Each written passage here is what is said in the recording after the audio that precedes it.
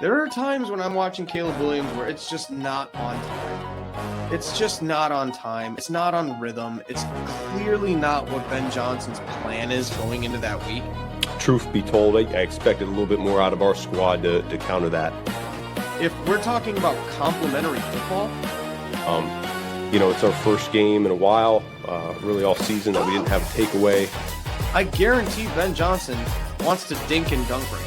I guarantee he's trying to get these 4, 7, 8, 5, 7 yard, like all these plays from his quarterback that he's just not getting right now. Because Caleb Williams hovers around 60% completion, 1 touchdown and 1 pick. The shoe will drop really fucking hard. The Ravens, if they stop the run game in any way, shape, or form, or don't turn the ball over, really all season that we didn't have a takeaway. The only script that you have to win that game against the Ravens is Caleb Williams needs to have his first 350-yard, 3-touchdown performance. And at this point, I keep waiting for it against worse teams. It's not going to happen against the best teams. I know they understand how important it is that we play cleaner as a team. We're in week 8, and at some point soon, and that's kind of the thing. We're tick-tock. Tick-tock, tick-tock. It's always interesting when I could take commentary from the episode we did before the game and just apply it with the game's highlights, and it matches up. And so I want to start off by saying this, that we had an interesting conversation last week. And David, I was with you on the overall topic. I think where our differences was in the confidence moving forward. I still felt like this thing still will get right.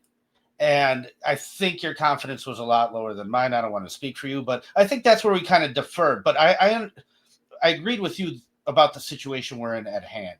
And one of the things that I really enjoy about our conversations is the reason why we started the podcast and started doing this is because throughout the years, we've always remembered our opinions in the moment, right? We're not like some channels where we sit there and pitch these titles and then never mention it again. Carl, I'll give you an example. Shorty wanted Josh McDaniels as a head coach. That's never talked about again. After a week or two after that episode, it was a bad idea, whatever. Clarification, are you talking about Josh McDaniels, the offensive coordinator of the Patriots, or Josh McCown, the quarterbacks coach of the Vikings? There was a BCP episode where Shorty was making a case for Josh McDaniels. The offensive coordinator for the Patriots. Yes. So it's like borderline asinine. Whatever. No, yeah, whatever. And he knew it. I mean, he's right? had 2 failure head coaching opportunities, one of the worst historical head coaches of all time. Ironically, that would be akin to grafting on a tumor, like what you did today with your most latest transaction. I'm sure we'll get into that. Yes, but what I'm saying is, though, we make an opinion, and then I think, David, after time, we go back and we reevaluate that opinion. And we look at whether we were right, whether we were wrong. And there's times where I've talked to you and been like, you know what, David, I was wrong, and you were right about that. David, there's times you've talked to me, and you're like, you were right, and I was wrong about that. And I think that's what makes our conversations kind of interesting a little bit and give it life. And so last week, I started off the show right away with that exact thing. Guys, I was wrong. I predicted 6 wins. There's no way that's how low this team will sink. We're looking at 7, 8, or 9 wins, right? And you just own it. David, you were spot on last week. And people hated it. People hate the conversation. They went back and forth with you in chat, and you couldn't have been more right. And it's funny because I've watched this play out, and now it's still kind of like the same excuse. That's my score prediction. That was David's score prediction, yeah. That was the top is the real, and that was my score prediction. Right, 31-2.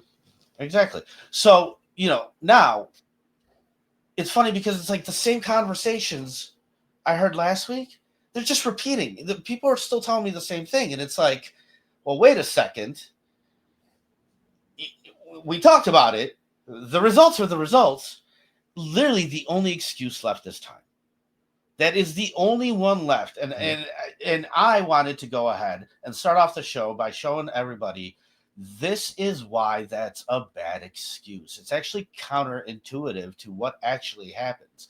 Time, Correct. you don't have time on your side. Time is against No one you does. in this situation.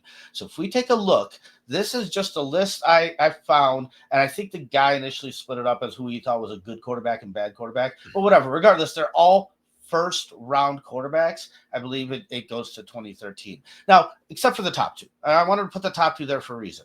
You have some situations like Kirk Cousins, where he was a fourth round pick. Fourth round picks do not get a fifth year option, right? So you have the 4-year deal. Starter went down, RG3. He wound up coming in after his fourth year.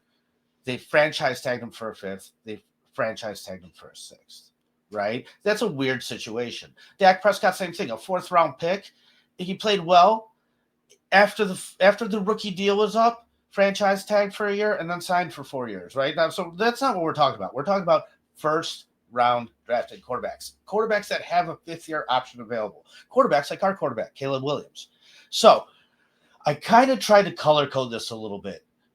And what I found is this guy's list of who he thinks is good and bad, it really lines up with, well, who got signed and who got cut. Who outlasted the rookie deal on the team that drafted him and who didn't. And like, dude, Jared Goff was a rookie in 2016, signed a 4-year deal in 2019. Now we all know he got traded eventually. Still, at the time, he made a Super Bowl with the team. Like, that's the type of level of performance he had in order to earn that deal. Patrick Mahomes signed a 10-year deal after year 3. Baker Mayfield was traded after year 3, right? Josh Allen, 6-year deal. In 2021, he signed that. So after his 3rd year, before the start of his 4th. Lamar Jackson, he signed after his 4th year. Kyler Murray played well enough to, after his 3rd year, get a deal. Joe Burrow signed a 5-year extension after his 3rd year, right? Tua and Justin Herbert, Trevor Lawrence, Carson Wentz, Daniel Jones, those guys went the same way, but they're obviously not at the level of like Joe Burrow, Lamar Jackson, Josh Allen, Patrick Mahomes. But these guys all share a thing. Like, a 5th-year option is an insult to those guys. They're not – Lamar wasn't going to play on a 5th-year option, right? Like, you want the deal redone. Ideally, you want him to play well enough to where it's redone after year 3 before year 4. By the way, you have to make the decision on the 5th-year option after year 3. The guys that – whose 5th year were picked up, like Jameis Winston, Marcus Mariota, wound up just getting cut after that 5th year. Mitch Trubisky declined 5th year. Otherwise, you're getting like cut or you're getting traded. Guys, these are first round picks from the last 15 years. I mean, so what we're talking about is we need Caleb be more like Josh Allen, Lamar Jackson, Joe Burrow, and not the other way around. Time is not in your favor. You need this guy to perform. The timeline is by the end of next year, period. Like, you have to know. And this was a huge missed opportunity. I don't know. I know I rambled on for almost 10 minutes there, but guys, I wanted to get all that out there